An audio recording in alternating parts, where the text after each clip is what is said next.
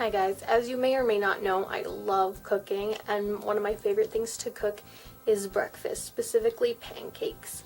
I also like cooking eggs, so I wanted to show you guys this new pancake recipe that I've discovered. It's a 5-star recipe on myrecipes.com, and I tried it last night and I give it 6 stars. So let me show you guys what kind of supplies you need.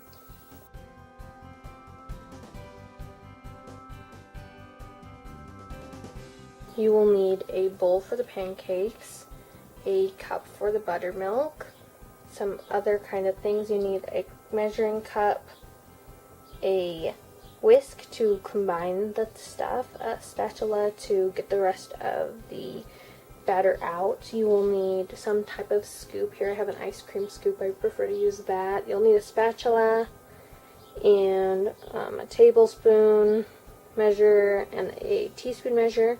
And in terms of the ingredients, you'll need a cup of flour, you will need 2 tablespoons of sugar, you will need 1 teaspoon of baking powder, a half a teaspoon of baking soda, a 1/4 teaspoon of salt, 1 cup of low-fat buttermilk, a teaspoon of vegetable oil, a large egg, and some cooking spray. Okay, so I've showed you the wet ingredients over here and the dry ingredients here. So basically all there is left to do is to combine the dry ingredients first and then add the wet ingredients to the dry ingredients. Okay, so the first step, you just add the flour in, add the sugar mixture, and then here I have the baking powder, the baking soda, and the salt all together. And those could benefit from just a little small whisk just to incorporate them together.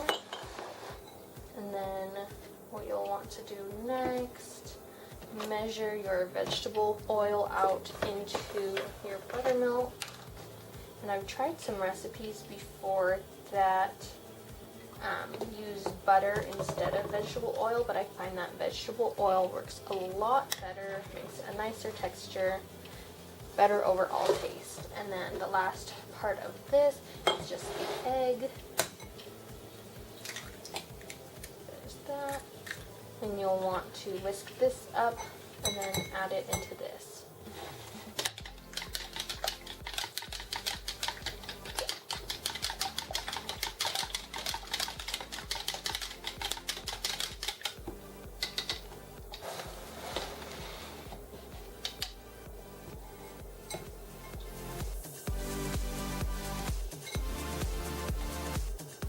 And this is a time where this spatula comes in handy to get the remaining buttermilk into the mixture.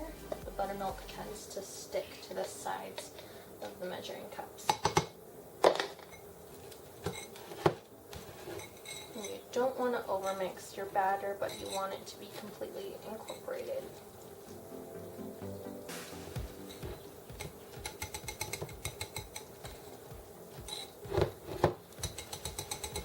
When that is mostly incorporated, I take the spatula again, just try and get all the dry ingredient off the sides.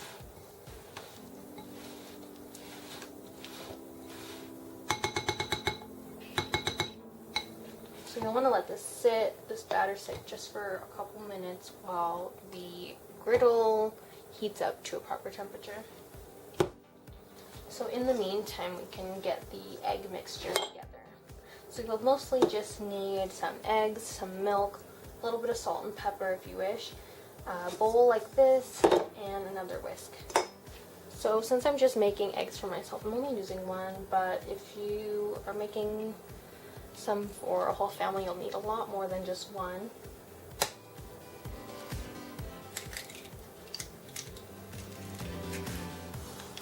And to that, you just add milk until it looks appropriate. Since it is just 1 egg, I'm just going to add a little splash in. You don't want to add more than half of the volume of what the egg is. And I'm just going to add a little bit of salt to this, and then I'm going to whisk it.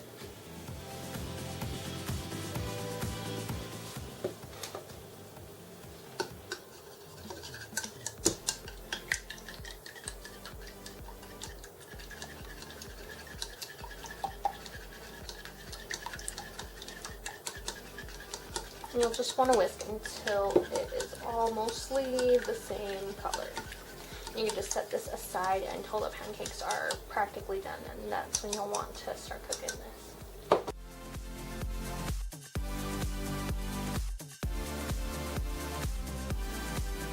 Just go like that, and clearly ready to use.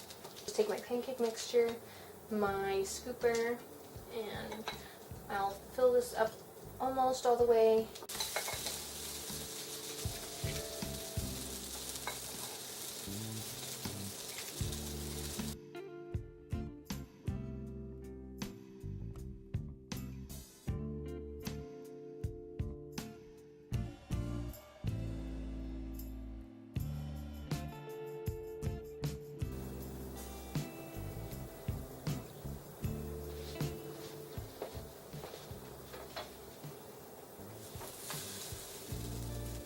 Sometimes it's easier to flip them upside down than side to side, if that makes any sense, which I don't think it does.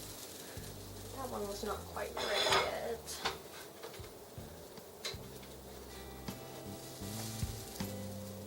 Okay, so now that the pancakes are all done, you just want to heat up that frying pan.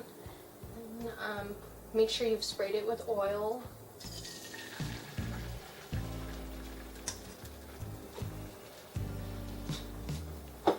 And this is a scrambled egg, so you'll just want to stir it around before it takes any kind of shape.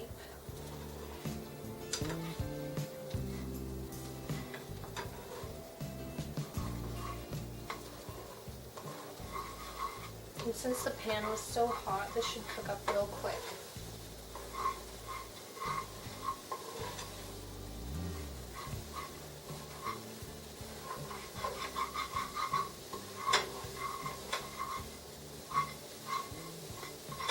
And that's just about done.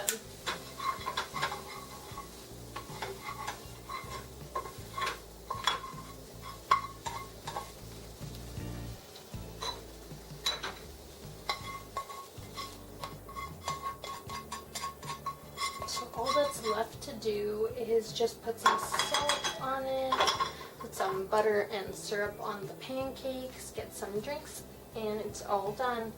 Thank you guys for watching this.